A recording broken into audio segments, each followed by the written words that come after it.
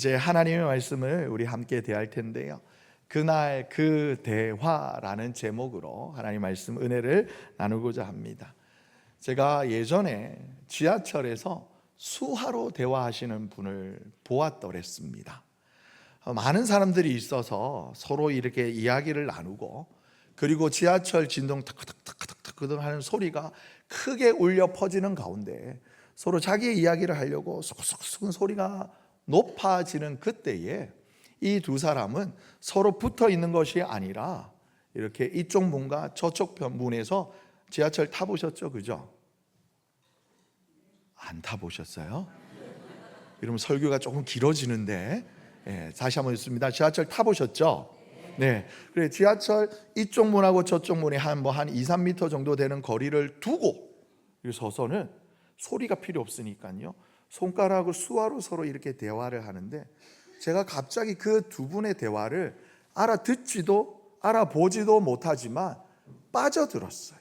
집중되었어요. 왜냐하면 주변의 소리는 시끄럽지만 이 두 분은 마치 아주 평화로운 공간에 있는 것처럼 서로를 향하여서 이렇게 굉장히 이렇게 사랑의 눈빛으로 마주 보면서 이렇게 입에는 미소를 띠고 막 수화로 이렇게 대화를 하고 계시는 거예요. 그러자 보자 제가 그 두 분의 모습을 한동안 이렇게 보았습니다. 그러면서 순간 들었던 생각이 뭐냐면, 우리 사람은요, 말로써 자기의 생각과 의사를 표현하잖아요. 그렇죠? 안 그렇습니까? 여기에 수화를 막 능숙하게 하시면, 목사님 저는 굳이 말이 아니어도 괜찮습니다. 혹 그런 분이 계실지 모르겠어요. 그런데 아니에요. 목사님 저는 수화가 아니라 초코파이로 합니다. TV를 안 보셔서 말하지 않아도 알아, 그저 바라보며 하면서 초코파이 주는 그런 분이 혹 계시는지는 모르겠습니다만, 우리는 말로써 대부분 우리의 생각과 나의 감정을 표현합니다. 그러면 여기에 잠깐 여러분들에게 제가 한번 여쭙습니다. 여러분, 하나님을 사랑하십니까? 하나님 사랑하셔요? 그러면 얼마나 사랑하십니까? 얼마만큼 사랑하십니까? 어린아이들 물어보면 엄마 사랑해? 아빠 사랑해? 외면하지만 안 물어볼게 수연아. 네, 곤란한 질문을 하지 않겠어요. 네, 하늘만큼 땅만큼 이렇게 대답하기도 합니다. 그런데 그래서 우리가 하나님을 사랑하기 때문에 매 시간마다 매주일마다 때마다 하나님 앞에 예배하죠. 예배 방법도 다양합니다. 소리를 내어서 기도하기도 하고, 그리고 하나님의 사랑의 음성이기도 한 진리의 말씀을 듣고자 마음을 모아서 길을 경청하기도 합니다. 그리고 하나님 알 내 사랑이 너무나 커서 온 몸을 다해서 하나님 앞에 찬양 드리면서 예배하기도 합니다. 목사님 PPT가 조금 늦었어요. 네, 지금 이게 나왔어야 했어요. 네, 감사합니다. 네, 오늘은 그 어린이 주일이에요. 어린이 주일인데, 예부터 우리 어른들은 자녀 교육의 중요성을 잘 알고 계셨던 것 같아요. 그래서 3살 버릇, 그렇죠, 합이 짝짝 맞아주셔야 말씀드린 것처럼 설교가 빨리 끝나요, 여러분. 3살 버릇 80가요. 뿐만이 아니라 또 하루아비 몸가짐, 이런 말로써 할 수만 있거든 자녀가 조금 더 어렸을 그때에 이 아이와 더 같은 시간, 더 많은 시간을 함께하며 바르고 올바른 길을 가르쳐야 함을 우리 신앙 안에서 굳이 아니더라도 우리 어른들은 잘 알고 있었던 겁니다. 왜 그랬을까요? 그때는 교육학이나 인지론이나 이런 학문들이 발달되지 않더라도 삶의 지혜로 아셨던 것 같아요. 어렸을 때 엄마 아빠와 함께하는 그 시간이, 그 교감이 오래되고 더 짙어질수록 이 아이의 삶의 방향선이 완전히 달라진다라는 것을 우리 어른들은 잘 알고 있었던 것 같습니다.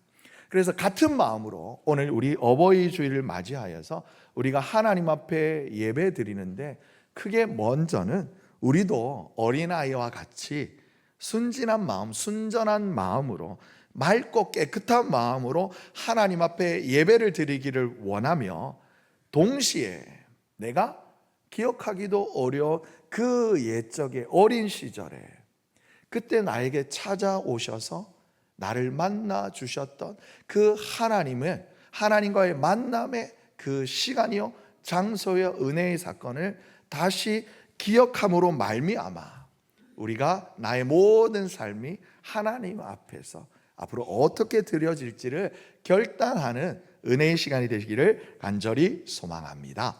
아멘. 오늘 요한복음의 마지막 부분인 요한복음 21장은 예수님께서 다시 제자들에게 찾아오셔서 그 제자들과 함께 나누었던 식사의 자리요 만남의 사건을 기록하고 있어요. 그리고 이때 식사가 마친 이후에 예수님께서는 베드로에게 3번을 묻습니다. 그리고 베드로는 그 주님의 질문에 3번 대답합니다. 그리고 베드로의 대답에 예수님께서 다시 한번 말씀하시는 반복된 내용이 있어요. 무엇이에요? 요한의 아들 시몬아, 네가 나를 사랑하느냐? 그렇습니다, 주님.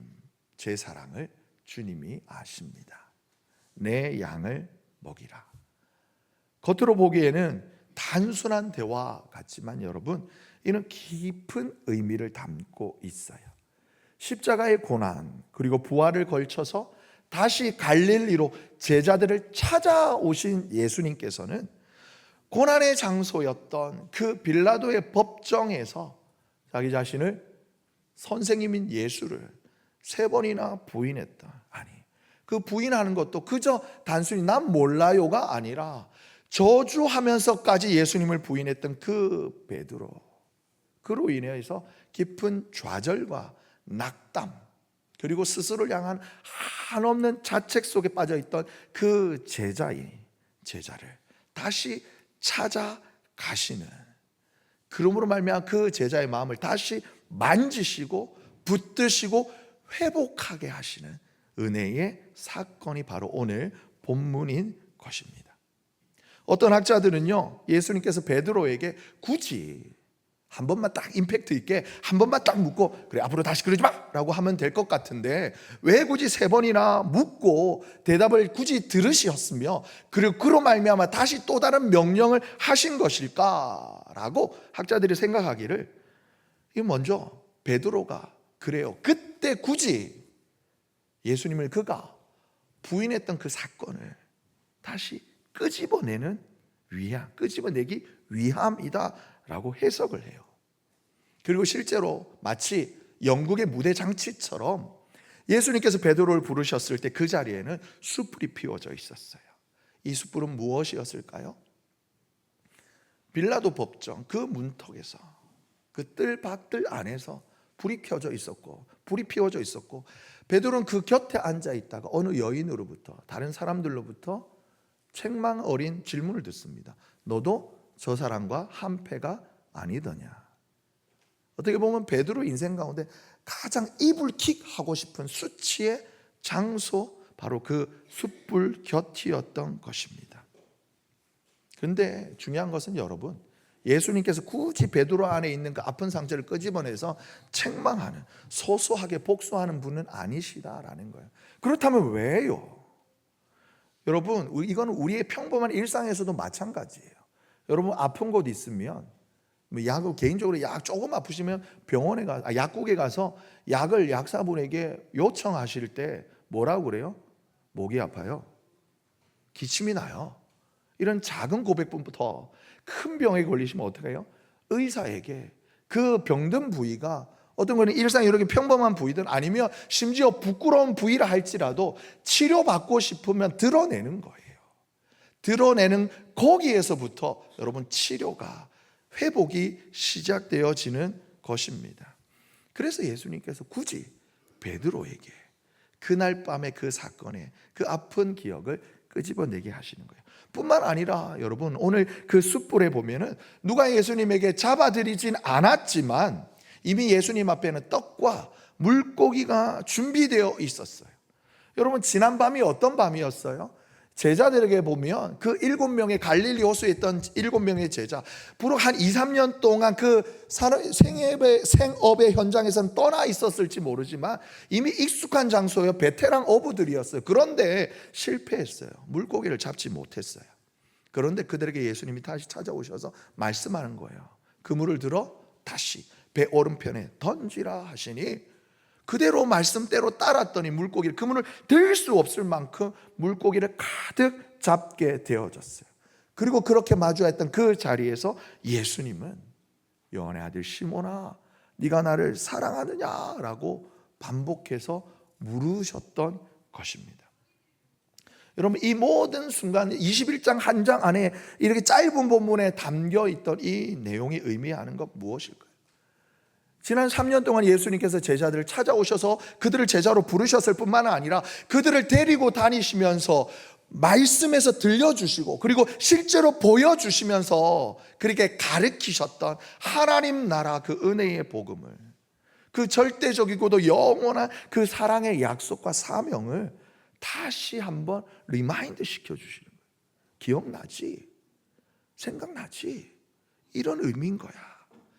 그리고 괜찮아, 다시 하면 돼 라고 말씀하시는 거예요. 여러분, 오늘 21장 이 본문의 사건을 다시 한번 복음서에 있는 앞전 다른 여타한 본문들과 생각해서 세 장면을 생각해 보면, 먼저는 배 위에서 만남이에요. 디베라 호수라고도 불리고 갈릴리 호수라고도 불리고 긴네렛 호수라고도 불리는 이 갈릴리 호수는 베드로에게 잊을 수 없는 장소였어요. 3년 전 밤새 고기를 잡았지만 고기 한 마리 잡지 못했던, 손에 얻는 거 하나 없던 그날 밤이 지나고, 그날이 지나고 새벽녘이 되었을 때 그 호숫가에 오던 어느 낯선 청년 한 명이 말합니다. 다시 배를 깊은 곳으로 끌고 가 그물을 던지시오. 콧방귀를 낄 수 있었다. 기둥으로도 이렇게 안 들을 만한 조언이었어. 내가 여기에서 나고 자랐고 평생 여기에 물고기를 잡았는데 당신이 나보다 여기 더 잘 알아 라고 무시할 수도 있었는데 베드로는 순종했어요. 왠지 모르지만 예, 알겠습니다. 밤이 맞도록 허탕쳤지만 그 말씀을 따르겠습니다. 어떻게 됐어요? 그물이 찢어질 정도로, 배 하나로 모자라서 배 2대에 가득 물고기가 찰 정도로 고기를 잡게 되었습니다. 그 기적 같은 일을 경험한 후에 베드로는 많은 사람들, 야, 봤지, 내가 이 정도 베테랑 어부야라 자랑하지 않았어요. 야, 당신 어디서 온 거요? 건너편 마을에서 온 베테랑 어부요라고 이 눈앞에 모인 이 기적의 사건에 대하여서 관심을 가지지 않았어요. 신기하지 않았어요. 오히려 그가 어떻게 합니까? 예수 앞에 뚜벅뚜벅 다가와서 철퍼덕 주저앉아 주여 나를 떠나소서, 나는 죄인이로소이다. 동문서답과도 같은 고백을 합니다. 그런데 여러분, 예수님의 그 놀라운 능력 앞에 그가 서게 되니 스스로 깨닫게 된 거예요. 나는 누구인가? 나는 나 혼자 아무것도 할 수 없는 죄인이었구나. 그래서 베드로가 고백하는 거예요. 주여 나를 떠나소서. 이 고백에서 베드로의 제자도, 베드로의 신앙의 삶이, 첫걸음이 시작되어졌던 겁니다. 이것을 오늘 요한복음 21장에서 다시 되뇌이는 거예요. 두 번째는 물고기와 떡이에요. 숯불 곁에 놓여 있다. 그럼 광야의 식탁, 여러분 이렇게 말씀드리면 모를 수 있어요. 하지만 오병이어, 아시지요? 예, 그렇게 대답해 주셔야 돼요. 예, 잘하고 있습니다. 오병이어, 아시지요? 예, 그렇죠. 여러분, 물고기 2마리와 보리떡 5개로 장정만 5,000명. 학자들이 생각하기를 그때 당시에 사람들 머릿수를 이렇게 카운팅하는 거는 주로 이렇게 이제 칼과 창을 들고 전쟁에 나갈 수 있을 만한 건장한 남자들만 카운팅하는 거니까 나머지 이렇게 여성분들과 노약자분들은 배제하면 적어도, 여러분 그 물고기 2마리 보리떡 5개 누가 들고 왔던 거예요? 예, 누가 들고 왔던 거예요? 애가 들고 왔던 거예요. 우리 수연이나 아니면 현승이 같은 애가 들고 온 거예요. 엄마 따라 이렇게 누가 유명한 예수님한테 말씀 들어가자 이렇게 따라왔다가 지가 이거 먹으려고 싸온 도시락이에요. 엄마 어른들은 이미 자기 거 다 까먹고 애 껴먹어야지 이랬다가 예수님 앞에 드려진 도시락이었던 거예요. 사람들이 많으면 적어도 10,000명에서 한 20,000명 정도로 모였을 거라고 했던 그때에 사람들은 그 사건 이후로 수시로 계속해서 예수님을 따라다녀요. 왜요?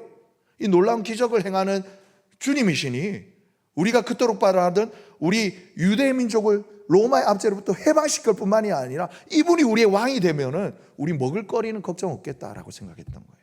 그런데 이 사람들의 기대와 그런 그 마음과는 달리 예수님께서 계속해서 하시는 말씀은 뭡니까? 내가 갈 길은 저 높고 화려한 영광의 자리가 아니라 십자가의 자리다. 그리고 내가 진정으로 너희에게 주기를 원하는 것은 너희가 먹었으나 배불렀다가 다시 배고플, 마시고 다시 목마를 육신의 떡과 육신의 물이 아니라 너희 속에서 영원토록 솟아날 영생수, 영원의 양식을 내가 주기를 원한다. 그래서 사람들이 기대에 이렇게 이제 어긋나는 말씀을 하시니까 떠나가요. 그래 예수님께서 제자들에게 묻습니다.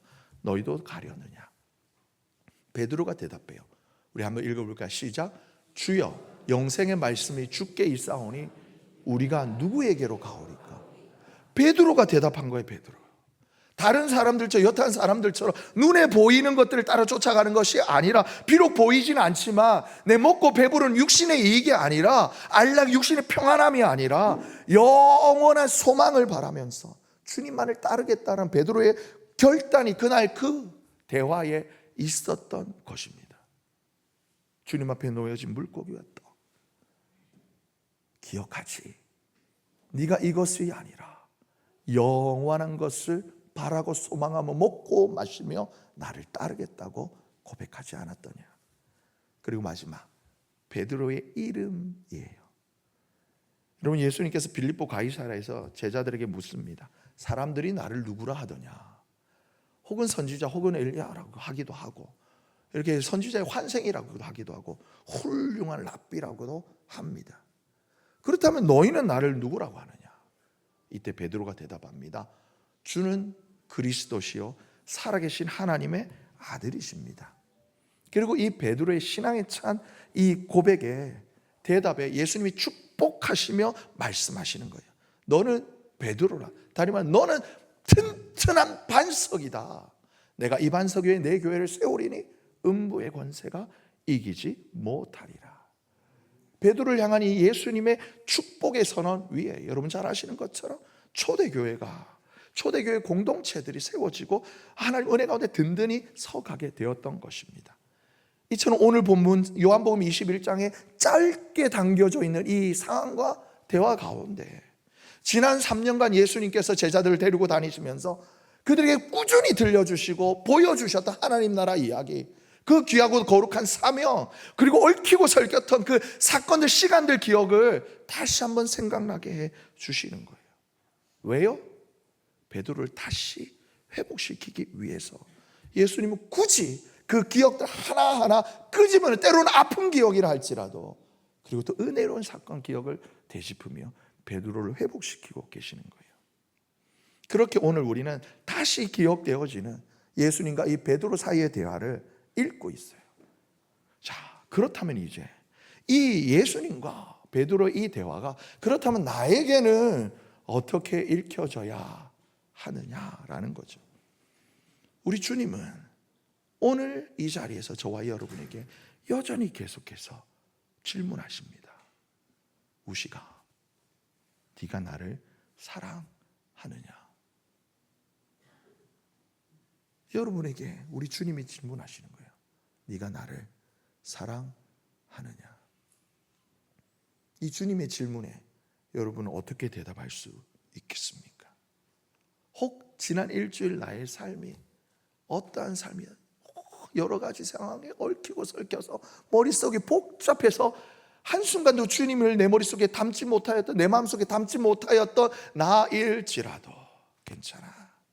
그럼에도 불구하고 내가 너에게 찾아갔던 그날의 그 사건 기억하고 있지. 처음 나에게 찾아와 주셨던 주님의 그 은혜의 사건을 너는 기억하느냐라고 우리 주님은 물으시는 거예요. 그리고 나는 똑같다. 나는 한결같다. 비록 네가 나를 외면한다 할지라도 나는 너를 찾아가시는 너의 하나님이라 우리 주님은 말씀하시는 것입니다. 베드로와 예수님 사이에 오갔던 이 대화, 무엇보다 깊은 사랑이 담긴 이 사랑의 대화를 통해 여러분, 베드로가 그 이후에 주님을 위해 이제는 배신의 삶이 아니라 나의 온 삶을 다 들여 주님을 닮아가기를 힘쓰고 애썼던 것처럼 여러분, 나에게 찾아오셔서 사랑해, 딸아, 아들아, 내가 너를 사랑한다 하시는 그 주님의 음성 앞에 나도 주님을 사랑합니다 라고 화답할 수 있는 우리 선함의 권속들 되시기를 예수님의 이름으로 축복합니다. 그래서 여러분이 주님을 향하여 주님, 나도 주님을 사랑합니다, 이 고백이 단순히 소리나 외침이 아니라 오늘 이 예배 자리를 마친 후 교회 문을 열고 나간 후 주님이 나를 위해 걸어가셨던 것처럼 주님의 모습을 닮은 똑 그대로 닮은 모습, 주님의 삶을 똑 닮은 그 삶을 살아가심으로 말미암아 내 걸음마다 내 삶의 모든 순간마다 주님 사랑합니다, 내가 주님을 사랑합니다, 그렇게 내 삶으로 주님께 내 사랑을 고백하시는 우리 귀하고 복된 선함의 권속들 되시기를 예수님의 이름으로 축복합니다. 그리고 오늘 이 아멘이 내 생명 다하는 날까지 변치 않으시기를 예수님의 이름으로 축복합니다.